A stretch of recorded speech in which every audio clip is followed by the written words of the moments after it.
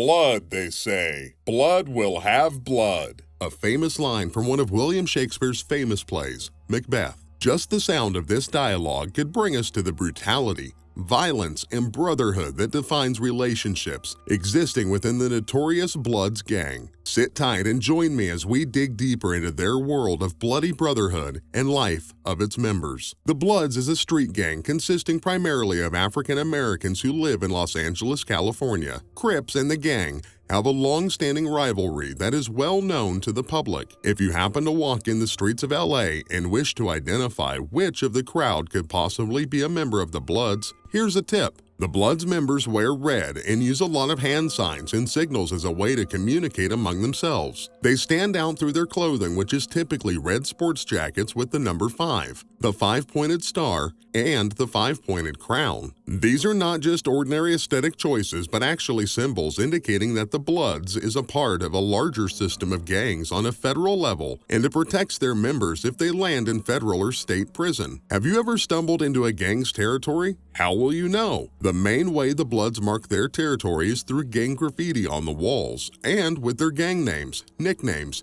creeds of loyalty, threats directed at rival gangs, or description of crimes that the Bloods are known to have committed. Typically, gangs grow in poor and low-income neighborhoods exploiting youths, usually young boys living in the area, enticing them to a life of easy money through crimes and drug dealings. Believe it or not, the origins of the Bloods are kind of different. The gang was originally created to fight the influence of the Crips in Los Angeles. The rivalry heated up in the 1960s when the Bloods founders, Sylvester Scott and Benson Owens, were attacked by Crips members, and so the duo formed the first Bloods gang. The goal was to protect members from Crips attacks.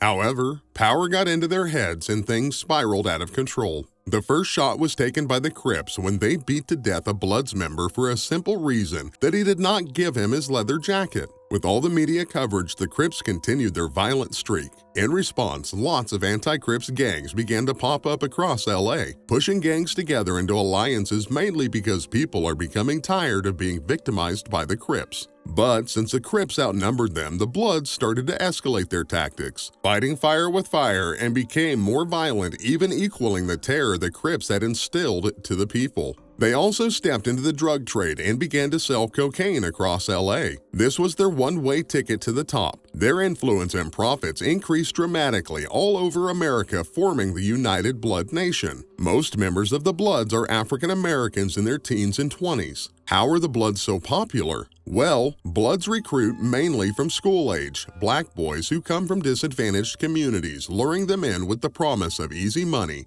gold jewelry, cash, and expensive designer clothing. One thing that is so sad about the Bloods is how they treat women. Their leadership structure is patriarchal, of course. Thus, they use women to transport drugs, to work as sex workers, and to carry weapons for profit. Now, let's take a look at some of the most famous Bloods gang members, whose names could even surprise you. Lil Wayne, Tekashi 69, and Cardi B, just to name a few. They are hip-hop stars who have been pretty vocal about their links to the violent LA street gang. Lil Wayne is a rapper who has not been super public about his involvement with the gang. Just a word on the street and a famous altercation that he had with a Crips member were the basis of speculations. Another rapper, Tekashi 69, had been very vocal about his affiliation with the Bloods. He has specifically acknowledged the 9 Trey gangster Bloods in a court testimony, testifying against them on counts of racketeering and firearm charges. One more rapper who has set tongues wagging recently and is pretty vocal about her involvement with the Bloods is Cardi B. In 2019, the rap superstar took to the social media sharing her affiliation with the Bloods gang,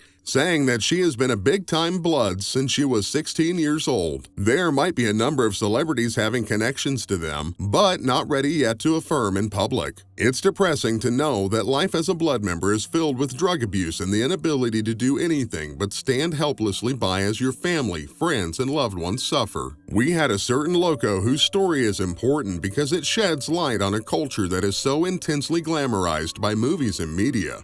Loco's friends are addicted to crystal meth. The goal is to chase that crystal high by smoking, snorting, or consuming it in any form they can. They think of meth like we think of energy drinks, as a boost for everyday life when they go directly from ecstasy to meth. Because of that, lots of them have lost their lives. Some of them drink alcohol and take PCP at the same time. Immediately, their hearts gave in. There is no known cure for this kind of addiction, but for Loco and others like him, they worry about the effects that crystal meth has on the body, as it turns its victims into a bunch of zombies with nothing holding them to reality. And you know what's worse? Meth just worsens the inequality in Los Angeles, with the rich who make this stuff getting richer and the poor looking for some sort of relief from their terrible lives getting poorer. While the Bloods gang became a threat to young people's lives, it is their ways that make the world turn into a bloody place which the future generations would not even recognize. What do you think of our video today? Let us know.